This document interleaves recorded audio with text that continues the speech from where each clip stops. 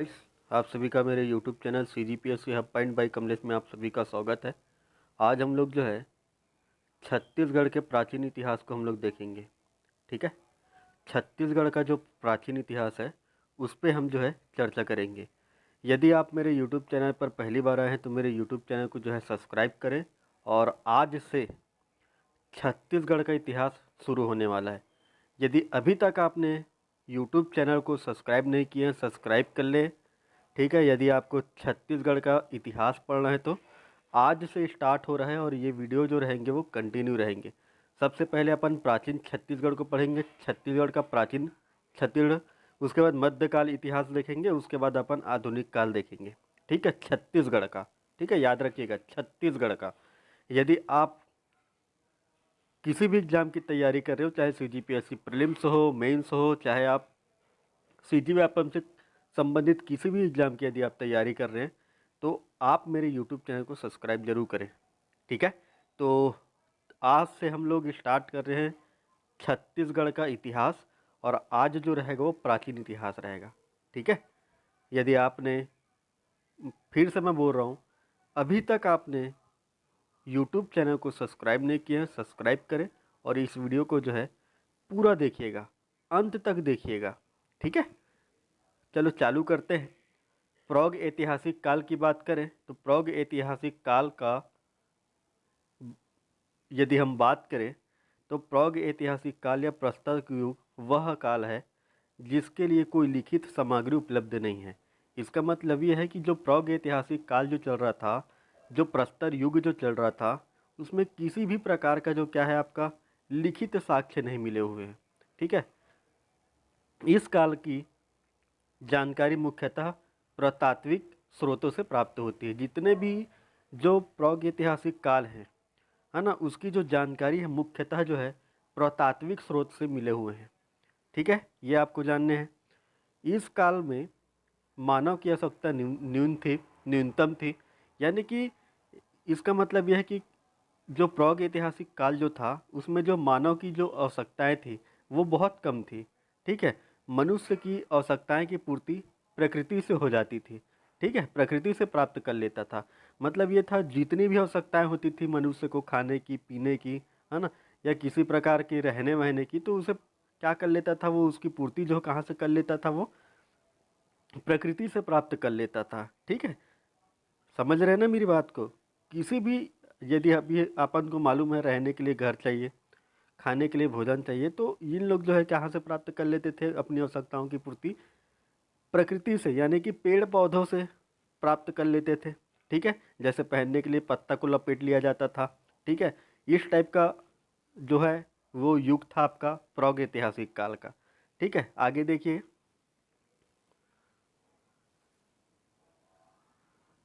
अभी मैंने आपको बताया कि मनुष्य जो है,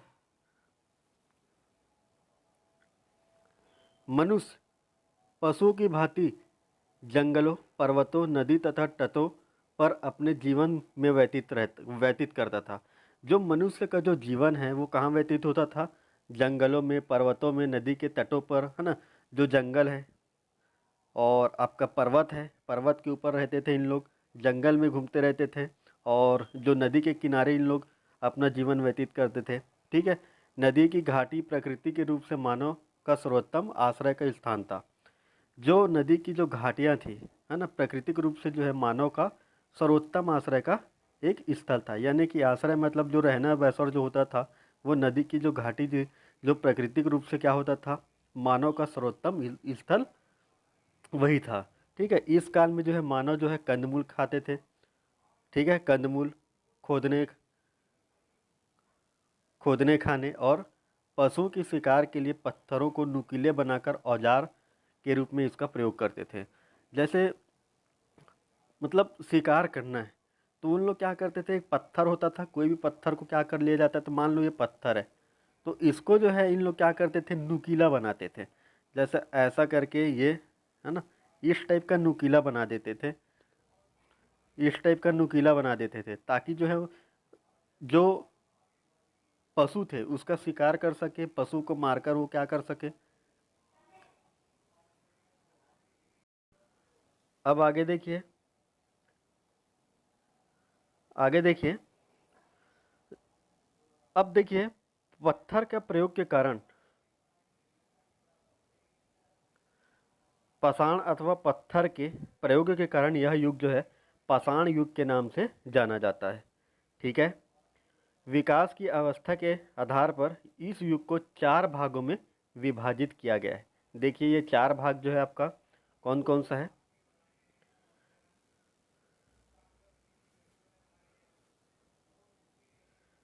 देखिए प्रस्तर युग, अब अपन इसको 4 भाग में पढ़ेंगे, पूर्व पाषाण युग, मध्य पाषाण युग, उत्तर पाषाण युग और आपका नव पाषाण युग, है ना। तो इसको जो है विकास की अवस्था के आधार पर इस युग को यानी कि प्रस्तर युग को प्रागैतिहासिक काल को जो है कितने भागों में बांटा गया है, आपका 4 भागों में बांटा गया है।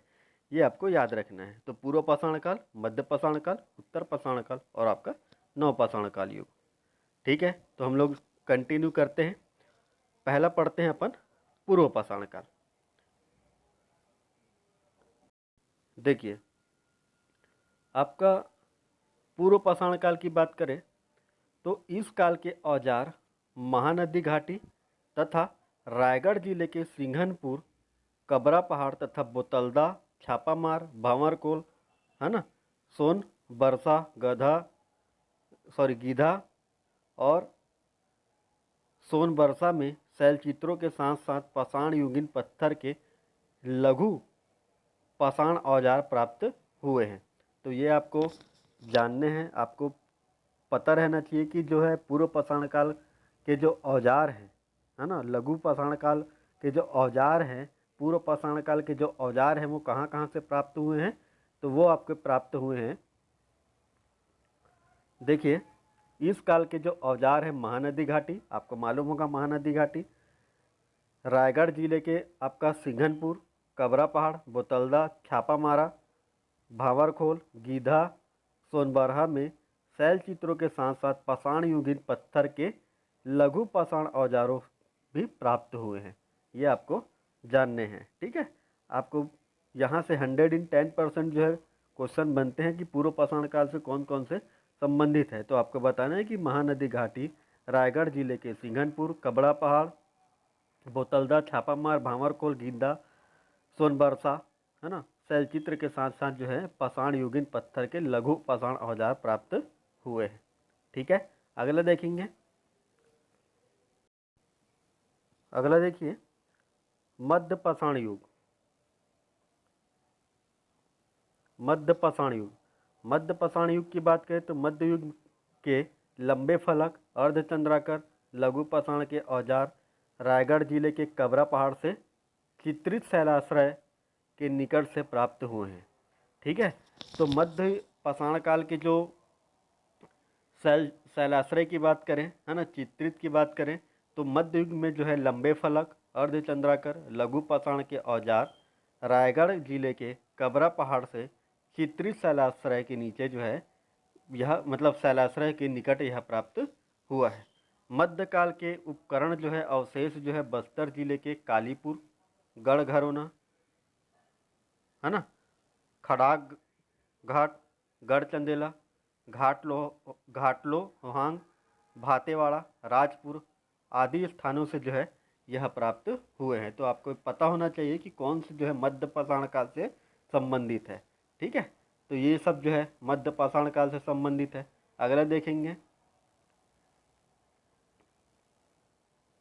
उत्तर पाषाण काल। उत्तर पाषाण काल की बात करें तो उत्तर पाषाण काल में आपका उत्तर पाषाण काल से संबंधित यदि हम देखें तो उत्तर पाषाण काल युग के लघुकृत पाषाण औजार एवं लंबे फलक, अर्धचंद्राकर फलक महानदी घाटी, बिलासपुर जिले के धनपुर तथा रायगढ़ जिले के सिंघनपुर के चित्रित शैल ग्रहों के निकट से प्राप्त हुए हैं। ठीक है, तो उत्तर पाषाण काल से ये सब प्राप्त हुए हैं। उसके बाद अगला देखिए मध्य पाषाण काल में ही छत्तीसगढ़ से लगे हुए उड़ीसा के कालाहांडी, बालंगीर, संबलपुर जिले के तेल नदी तथा उसकी सहायक नदी के तटवर्ती क्षेत्रों से लगभग 26 स्थानों से इस काल के औजार प्राप्त हुए हैं। वेरी वेरी इंपॉर्टेंट है। ठीक है, आपको ध्यान में रखते हुए चलना है। अगला देखेंगे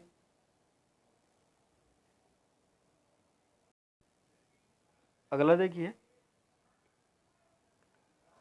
नवपाषाण काल। इस काल में मानव क्रमित विकास कर चुका था, है ना। जब नवपाषाण काल आया ना, तो इसमें जो है मानव विकास जो है, मानव का जो है वो विकास हो चुका था। ठीक है, मनुष्य के क्रिम कर्म, पशुपालन, गृह निर्माण, बर्तनों का निर्माण, कपास अथवा ऊन काटना आदि कार्य जो है सीख लिया था। ठीक है, तो जब नवपाषाण काल आया तो उस टाइम जो है पशुपालन, कृषि कर्म, गृह निर्माण, बर्तनों का निर्माण, कपास उगाना, है ना, और आपका ऊन काटना आदि का कार्य जो है सीख चुका था। इस युग यानी कि नवपाषाण काल के जो औजार हैं वो बालोद जिले के अर्जुनी, राजनांदगांव जिले के चितवा डोंगरी, है ना, और रायगढ़ जिले के टेरम नामक स्थान से यह जो है प्राप्त हुआ है। ठीक है, और धमतरी बालोद मार्ग पर लौह के उपकरण आदि प्राप्त हुए हैं। ये सब जो है, जो धमतरी बालोद मार्ग जो है आपका, उस पर क्या मिला हुआ है, लोहे के जो है उपकरण आदि प्राप्त हुए हैं। और नवपाषाण काल में मनुष्य गुफाओं में चित्रकारी करने की कला जानते थे। ठीक है, तो यहाँ तक अपन पढ़ लिया अपन नवपाषाण काल। ठीक है, अगला देखते हैं। अब देखिए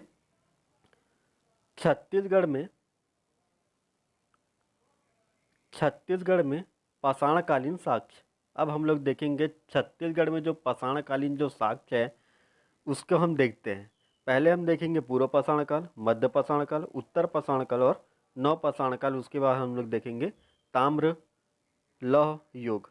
ठीक है, तो पहले हम देख लेते हैं पूर्व पाषाण काल।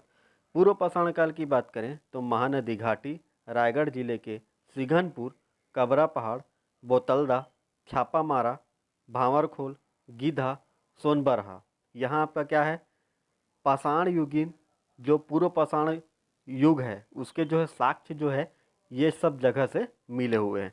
ठीक है, मध्य पाषाण काल की बात करें तो मध्य पाषाण काल में रायगढ़ जिले के कबरा पहाड़, बस्तर जिले के कालीपुर, गढ़घरौना, है ना, गढ़चंदेला, घाट लोहांग, भातेगवाड़ा और राजपुर और खडाग, है ना, घाट, यहाँ से जो है आपका मध्य पाषाण युग के जो है साक्ष्य मिले हुए हैं।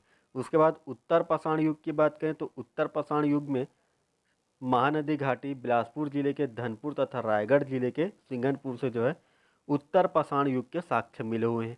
ठीक है, उसके बाद नवपाषाण युग की बात करें, नवपाषाण युग की बात करें तो बालोद जिले के अर्जुनी और राजनांदगांव जिले के चितवा डोंगरी तथा रायगढ़ जिले के टेरम से जो है आपका नवपाषाण काल के जो है साक्ष्य मिले हुए हैं।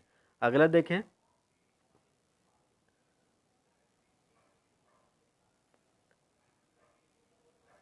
ताम्रयुगीन ताम्र लौह युग। यदि हम बात करें ताम्र लौह युग के तो बालोद जिले के करही-भदर, चिरचारी और सरोड़ से जो है आपका ताम्र लौह युग के जो है साक्ष्य मिले हुए हैं आपके बालोद जिले के करही-भदर, चिरचारी और सरोड़ से जो है आपका लौह युग यानी ताम्र युग लौह युग के जो है साक्ष्य मिले हुए हैं। ठीक है, अगला देखते हैं। अब देखिए